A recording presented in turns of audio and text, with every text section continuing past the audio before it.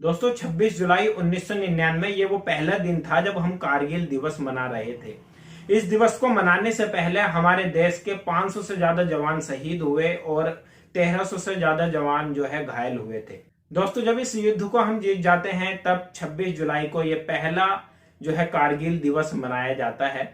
लेकिन कारगिल की जो लड़ाई है, अगर आपको उसकी स्टोरी सुननी है तो उस स्टोरी को सुनने से पहले आपको शिमला समझौता सुनना बहुत जरूरी है, क्योंकि उसका एक बड़ा फैक्ट रहा था इस युद्ध में। उसी की जो एक शिमले में जो समझौता हुआ था, एक उसकी बड़ी वजह थी। जो पाकिस्तान की आर्मी थी वो इंडियन आर्मी की चेक पोस्टों पर आकर बैठ गई थी। तो पहले हम थोड़ा सा शिमला समझौता के बारे में समझ लेते हैं। दोस्तों शिमला में एक समझौता हुआ था इंडियन और पाकिस्तान के बीच। दोस्तों समझौता यह था, जब कारगिल के अंदर -50 डिग्री से नीचे का तापमान चला जाता है तब दोनों देशों की जो आर्मी है वो पीछे की तरफ चली जाएंगी, यानी अपने अपने देशों में जो थोड़ा गर्म एरिया है वहां पर आ जाएंगी। जब वापस से थोड़ा ठंड कम होगी तो फिर अपनी पोस्ट पर वो आ सकती है। इसी को देखते हुए इंडियन आर्मी जो है वो ज्यादा ठंड के टाइम में अपनी पोस्ट को छोड़कर अपने पीछे की तरफ आ जाती है। लेकिन वहां पर पाकिस्तान की जो आर्मी है वो अपनी पोस्टों को छोड़कर इंडियन आर्मी की पोस्टों पर आकर अपना कब्जा कर लेती है। ठीक है। तारीख थी 3 मई 1999। एक लोकल आदमी का जो है यार्क खो जाता है।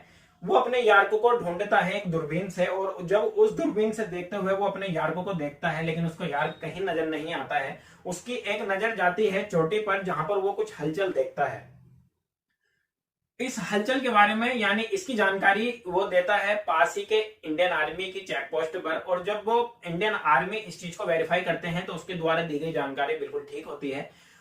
दोस्तों इंडियन आर्मी की तरफ से 5 फौजियों की एक टीम जाती है, जिसे हम पेट्रोलिंग पार्टी के नाम से जानते हैं। यह पार्टी जाती है पहाड़ी की तरफ, लेकिन इनको वो पहले ही देख लेते हैं क्योंकि वो टॉप पर बैठे हुए हैं, और इनको देखकर वो थोड़ा पीछे हट जाते हैं। जब ये ऊपर पहुंचते हैं वहां पर इनको कुछ नजर नहीं आता है, और थोड़ा अंधेरे का टाइम था। जब थोड़ा अंधेरे का फायदा उठाते हुए जो इंडियन आर्मी थी उन्होंने इनको पकड़ लेती है, और इनके साथ वो सलूक किया जाता है जो युद्ध के नियमों के बिल्कुल खिलाफ होता है। तो आप समझ सकते हैं, इस वीडियो में मैं आपको उसकी डिटेल नहीं दे सकता कि किस तरीके से उनको शहीद किया गया। ठीक है दोस्तों, जब इसका मैसेज नीचे जाता है कि ऊपर जो हमारी पेट्रोलिंग पार्टी गई थी उसका कोई अभी तक मैसेज नहीं है, तो वो समझ जाते हैं कि ऊपर कुछ ऐसा हुआ है।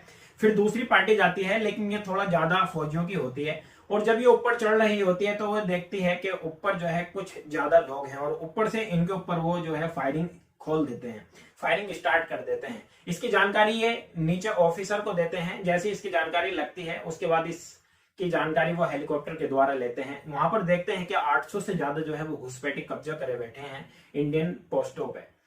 दोस्तों इतनी कोशिशों के बाद जब वो इंडियन आर्मी की पोस्टों को नहीं छोड़ते हैं तो फिर फाइनली 8 मई को हो जाता है ऑपरेशन विजय। यहां से होती है युद्ध की शुरुआत। और जब इस युद्ध को लड़ रहे होते हैं तो बताया जाता है कि सबसे ज्यादा जो भीषण युद्ध हुआ था वो दराज क्षेत्र में हुआ था, क्योंकि यहीं पर कैप्टन विक्रम पात्रा शहीद हुए थे, जिसे आज .4875 के नाम से भी जानते हैं, या पात्रा टॉप के नाम से भी जाना जाता है। ये वो कैप्टन थे जो ये कहते थे कि पाकिस्तान के अंदर कोई भी ऐसी गोली नहीं बनी है जो मेरे आके लगे।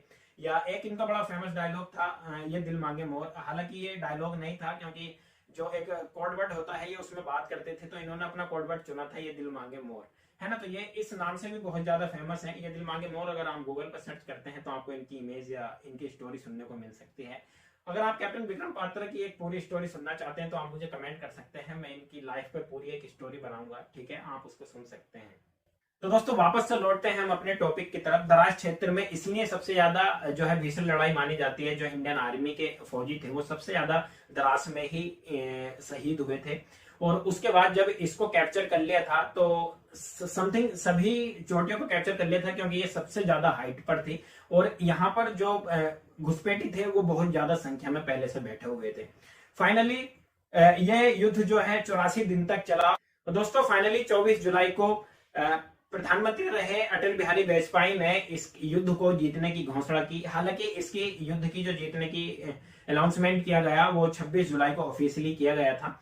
और उसके बाद जो है कई दिन तक वहां पर सर्च ऑपरेशन चले, कहीं पे कोई छिपा तो नहीं है, इस तरीके से। और इस तरीके से हम 26 जुलाई को विजय दिवस मनाते हैं, कारगिल विजय दिवस मनाते हैं। दोस्तों अगर आप कारगिल जाते हैं तो आप कारगिल में जाने के बाद उस जगह पर जा सकते हैं जहां पर कारगिल दिवस मनाए जाते हैं। वहां पर अगर आप जाके देखेंगे तो इनके बारे में पूरी इन्फॉर्मेशन है और टाइम टू टाइम की है, किस दिन क्या हुआ था, किस दिन क्या हुआ था। अगर आप इसकी जानकारी मुझसे लेना चाहते हैं तो वो भी मैं आपको एक प्रॉपर वीडियो मुझे बनानी पड़ेगी क्योंकि काफी लंबी हो जाएगी।